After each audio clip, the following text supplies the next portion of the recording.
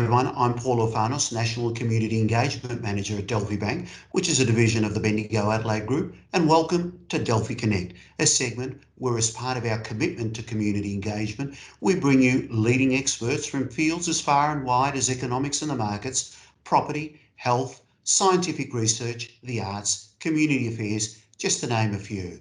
Hopefully you'll find our segments both informative and enjoyable. Let's move straight on to today's special guest, Vice Chancellor of Victoria University, Professor Vasso Apostolopoulos. Vasso is a world-renowned medical researcher who, amongst many achievements, has developed the world's first breast and ovarian cancer vaccine. Vasso, welcome to our segment. Hi, Paul, and thank you for having me on Delphi Connect. Firstly, how have you been coping during these uncertain times? Well, I've been coping just like everybody else, stuck inside the house, occasionally go out. I might pop into the lab or go to the supermarket, but, just like everyone else, I hope like everyone else, staying at home, because we're finding a lot of people are not staying at home. But,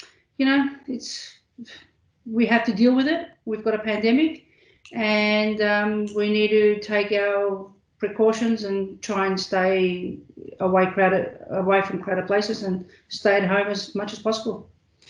Coronavirus, Vasso, has dominated our lives over the last few months, as you suggested just there. It's a virus that's spreading from continent to continent, affecting communities, effectively closing down cities and economies. In a global sense, at what stage of the infection do you think we are? Oh, we're just at the beginning, in my opinion. People are thinking that the restrictions were eased and that we're over. It's over, and everyone's thinking we're back to normal. But as we've seen in the last week or so, there's been more cases.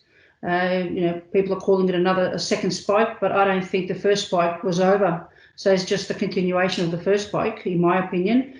It's far from over. Unless there's a vaccine available or there are drugs that are able to get rid of or decrease the viral load and treat people, it's not over. So we're just at the beginning. Probably another 18 months or 2 years, we will be in this situation.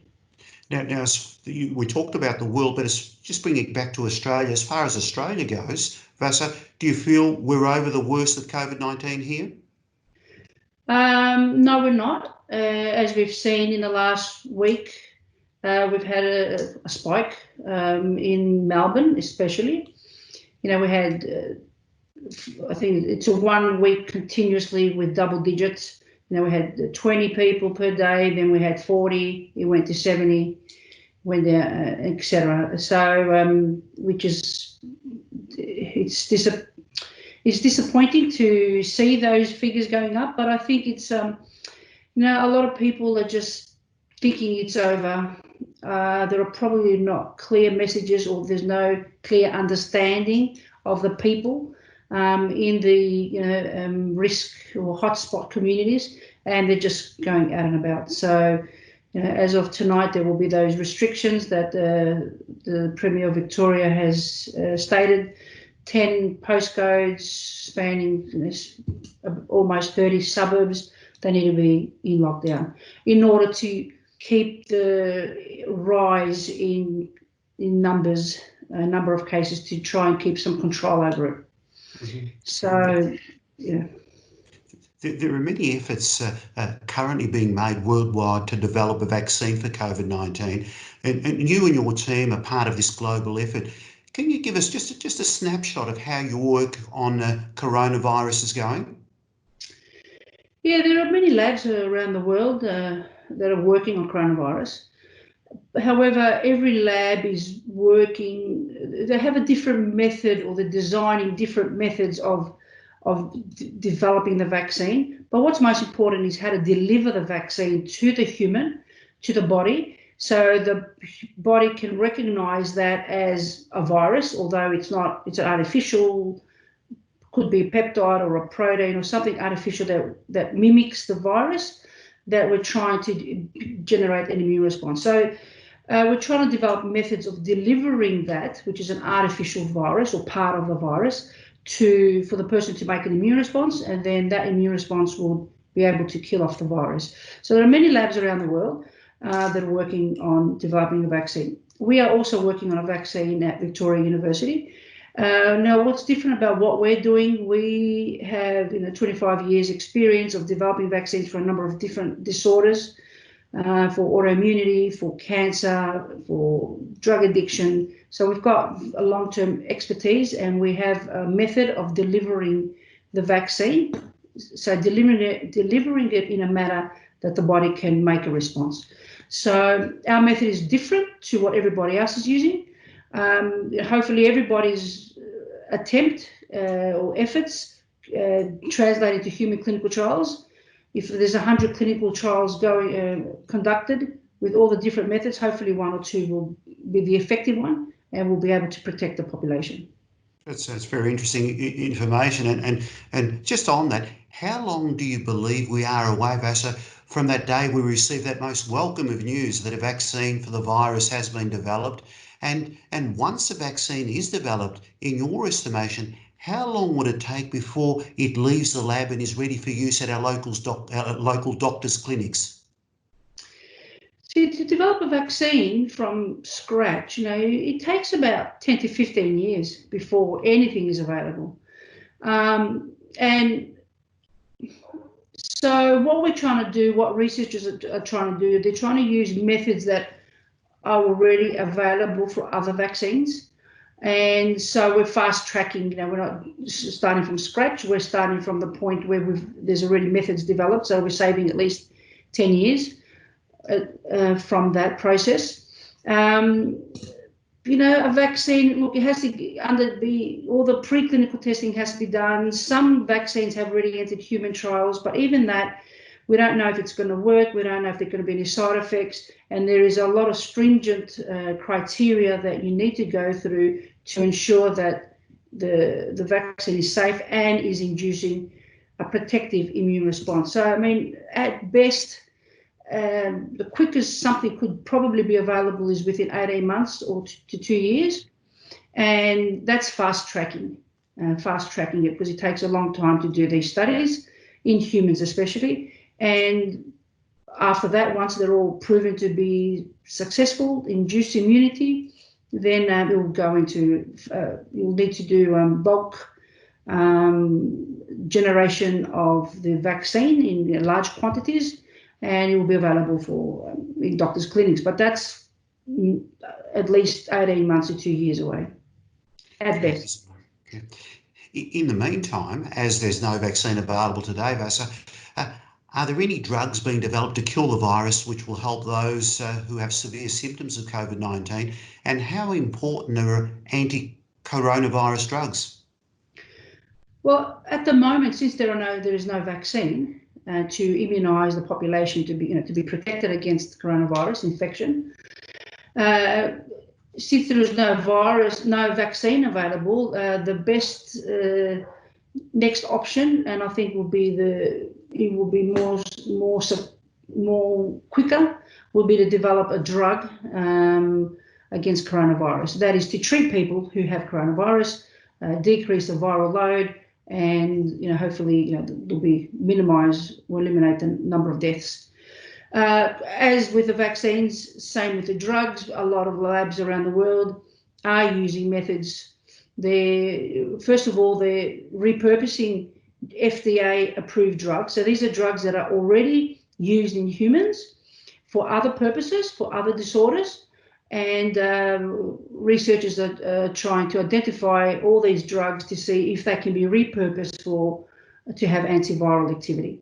Also, studies are being done where new drugs are developed that are purposed for the virus. So many labs around the world are doing that.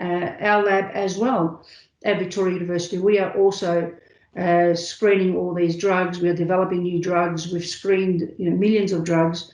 We've come up with a list of, now we've cut it down to a list of 100 drugs which are being tested for antiviral activity, and hopefully a few of those will have antiviral activity that could go straight into humans. Around the world, and from what we're seeing, there are many drugs. There's anti-malarial drugs, There are some anti-cancer drugs. There are some anti-arthritis drugs, which are showing promise to have antiviral activity in the lab. But, tests will have to be done in humans to ensure that what we're seeing in the lab, that these drugs are able to kill the virus in the lab, ensure that it also happens in the body, in humans. We hear of the Spanish flu nearly a century ago. Are there similarities between Spanish flu and COVID-19? And what about similarities with other pandemics? Look, there have been many pandemics. This is something that we knew was coming. It wasn't something unexpected because I hear a lot of people say it came upon us and we weren't expecting it. But as scientists, we sort of had predicted that a pandemic will happen any time soon, and here it is. So, if you look at, there's been many pandemics and there have been many epidemics in the last 100 years. At least 10 of them. There's been the Spanish flu, swine flu, there's SARS-1, this is the SARS-2, HIV, influenza, polio, tuberculosis. There's a lot of whooping cough. Some are bacterial, some are viral, but there have been pandemics, epidemics all throughout. Every 10, 20 years, there is something. Is this similar to the Spanish flu? Well, the Spanish flu, there were more cases available, more deaths. 2 million people died in the first wave. Then there was a second wave, 50 million people died. And then there was a third and fourth wave and another 4 million people died. So that was a lot of deaths with the Spanish flu. With the SARS-CoV-2 virus that's causing COVID-19 in people, we've reached 500,000 deaths. Over 10 million have been infected worldwide. It's quite infectious, but I don't think it's as infectious as the Spanish flu, but it is quite infectious. And one person could infect up to one person that is positive can infect 14 people. So we need to really be careful and keep our social distancing. Right at this moment, if you have a look at the statistics, there are about 4 million people that are positive for coronavirus. And, everybody thinks we're over it. Everybody thinks we're going back to normality. Aeroplanes are starting to fly. The borders are opening. People are out and about, but there are 4 million people that are still positive. And this started with one person in China, and there was a pandemic from one person being infected in China. Now we've got 4 million people that are out there in the world that are infected. So, we really need to stay home, wear masks, social distancing, and it's not over. We all have a role to play. Let's all be very careful. Yeah. At this stage, let's just change our focus and talk about 2 vaccines that you developed, one for breast cancer and the other for ovarian cancer, both of which have made headlines around the world. How did these vaccines initially come about, and at what stage of development are the vaccines now?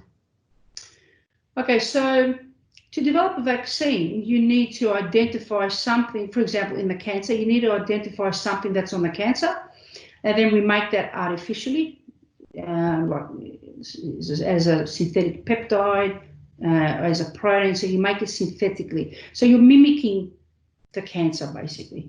The same thing happens with the coronavirus. We're trying to mimic regions of the virus that looks like a virus, but it's not. It's not virulent, it's synthetic.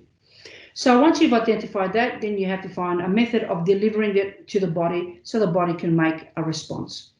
So with the breast and ovarian cancer research, we've come up with a method that is able to stimulate immune responses in humans, into the body. And, we found that, patients were making responses. Some patients had clinical responses. One particular study, which we started in 1997, with the studies, all these studies started in 1993, but in one particular study, 1997, that's a long-term study where we injected patients with breast cancer. They had early breast cancer, and they all got the vaccine, and they all got the standard treatment, which was a hormone treatment. Half of them got, in addition, the vaccine. Now, we've been following them up for 22 years. We're coming up to 23 years at the end of this year. And 22 years later, those that got the vaccine are cancer-free. So it's stopped the cancer from coming back. The placebo group that just had the standard treatment, 20 years later, there's about 50–60% recurrences. So the cancer has come back to at least half or just over half of those patients in that group. So in a long-term study, in the high-risk category group where cancer would come back, we know that the vaccine is protective. So these studies take a long time to do. And now we've got the long-term studies, so now we know that it works as a preventative vaccine to prevent cancer, and now there's companies that are taking that on now to develop it as a vaccine, to be readily available for everybody as a prophylactic vaccine. So, and through all that knowledge and all that research that we've done, and technologies have increased over the last 20 years, 25 years. It's not what they used to be back then. So we have modified our vaccine development, how we develop vaccines.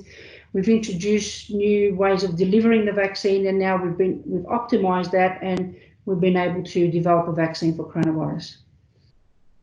Yeah. I wish you every success in that last bit of getting the vaccines out to patients for use. It's a wonderful work that you've done. Can you give us, you did mention before some other research that you and your team are conducting. Can you give us a bit of a summary of some of the major projects that are currently being undertaken by yourself and your team? Yes, so in our lab, we're working on vaccines for a number of disorders, a number of other cancers like lung cancer, prostate cancer, colon cancer, leukemias. So we're working on other cancers. We're working on type 1 diabetes vaccine. We've got 10 candidate vaccines for multiple sclerosis, which we're moving those along to be tested into human trials.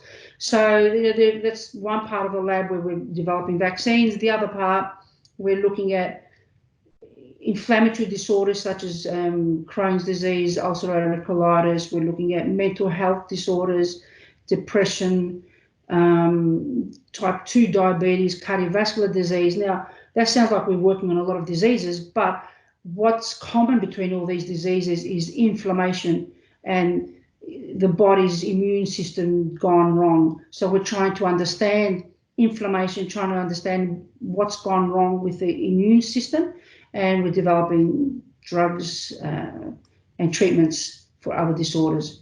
And we're also working on drug addiction to try and understand what happens when people are addicted to certain drugs, in particular methamphetamine or ice, and try to understand what happens to the body, and then from that we could develop blockers or treatments to help these people overcome their addiction. So you've been quoted in the media saying that the solutions to many diseases are sitting in research laboratory refrigerators. Can you please explain what you mean by this? So, researchers go to the lab and they do a lot of research. And, a lot of times they find positive results, which translate to, they've been translated to patents, and, they translate to treatments. But, if there's no funding, we can't, as researchers, we can't progress that any further. So we could do our research to a certain point, and then after that, if there's no funding, the research doesn't continue. So a lot of research, a lot of good ideas, a lot of good treatments are available, and they're in our fridges because we don't have funding to continue them into human testing and commercialization. Because, at that point after our research, that's where the big funding is required. So a lot of labs around the world have probably cures and treatments in their fridges, and they haven't been able to progress them to human testing. I myself have 18 patents, and I've only had, that's 18 cures, different cures and treatments for various diseases, and only 3 of them have been taken on further to clinical trials and human testing, and some to commercialisation. But that's only 3 out of my 18, and so I've got 15 sitting in the fridge, treatments and cures, and I'm sure every single other lab in the world has the same problem as well.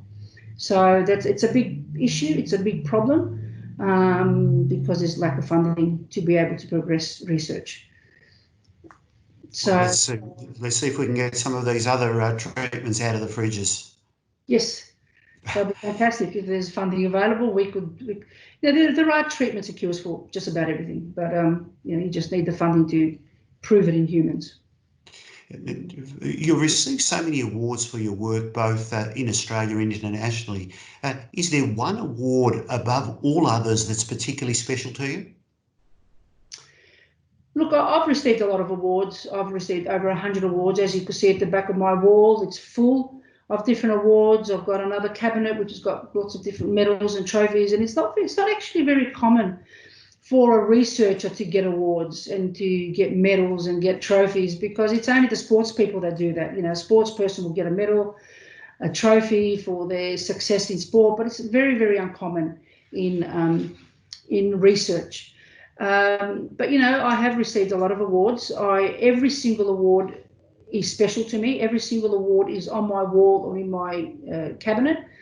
They're all special. I don't have one better than the other, because it's an indication of people honouring me for what I've done and for my achievements. But I must say that one of the biggest awards that I've personally received is not it's not an actual award as such that I could hang up on my wall. It occurred about a year and a half ago. I was in Greece, and I gave a presentation. There were a lot of people around. They wanted to hear what I had to say. There was the President of Greece present as well, honouring me for another award. But there was hundreds of people there, and this lady came up to me afterwards, and she started talking to me, and she said to me, 23 years ago, I received your vaccine. I had breast cancer. I received your vaccine, and I was in the group that got the vaccine, not the placebo. And 23 years later, I am here. I am alive. I saw my children grow up, and now I've got a grandchild. And thanks to you for your vaccine that you developed, thanks to you and for me going into the trial, I am alive today because of your research. See, I know the research outcomes, I know the data, we know the results, but you never come in contact with the patients, because that's, the clinician does that. I mean, we're researchers, the clinician takes the vaccine, they inject, they monitor the patients. We don't interact with the patients. And, it was just like, I knew the data, but it was just like, wow, like I got goosebumps. She hugged me, she thanked me, and that was just the best feeling I could ever have, that I've ever had in my research career. So it's a priceless moment, isn't it? Yeah, it was just priceless. I mean, it just beats any feeling you have in any award you could. That's the best award you could receive. And just finally, what would you say to a secondary student who may watch this segment and wants to pursue a scientific research career? Well, doing science is the best thing you could do. If I was to go back to high school, and if I was to choose my subjects for VCE and then go to university, I wouldn't change a thing. I would do exactly the same thing. I would pursue the same career I've pursued. So, but along the way, there might be some obstacles. It's part of, career development, part of life. There will be lots of ups and downs. It's not just a smooth, straight line. But, if you are determined and you want to do science and you want to do research, just go for it. Don't let anyone interfere and bother you. And if they do, just ignore them and just keep going. And you'll get there. Great advice. Vasso, thanks for making time to be with us today. Your research achievements are amazing, and your insights into the current pandemic are very much appreciated. Thank you. That's all for today on Delphi Connect. On behalf of all of us at Delphi Bank, thanks for joining us. Bye for now.